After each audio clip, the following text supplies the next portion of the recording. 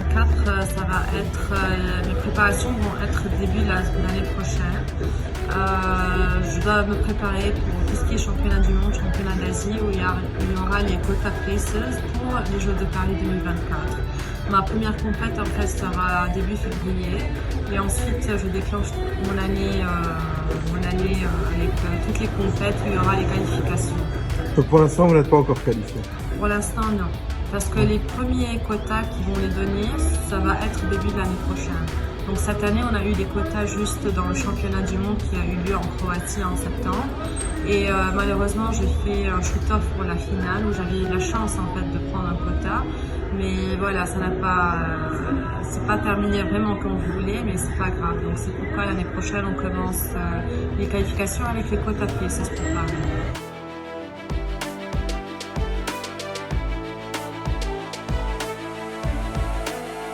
Évidemment, c'est pas facile, on va dire.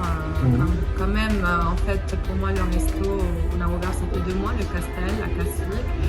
Et je pense que le resto, c'est une partie de mon plan de vie qui est mon futur. Donc aujourd'hui, investir dans un resto qui, pour moi, c'est quelque chose de très émotionnel, chaleureux, parce que ça vient grâce à mes parents.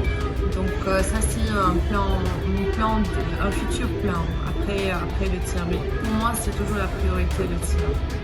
Okay. Vous avez d'autres activités? Vous aviez parlé d'une académie de champions, de jeunes champions.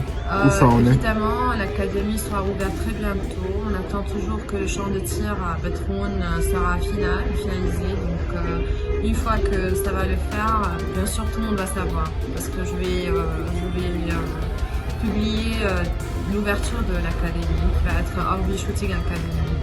Comment elle s'appelle? RB. Shooting.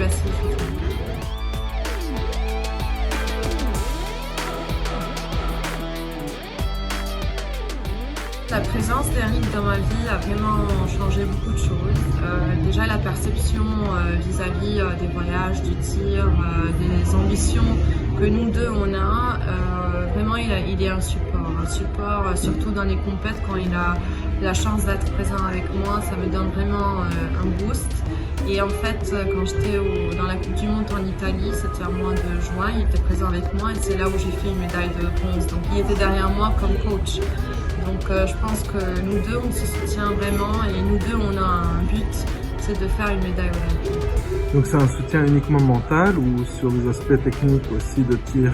Technique et mental, les deux. C'est une combinaison entre tout.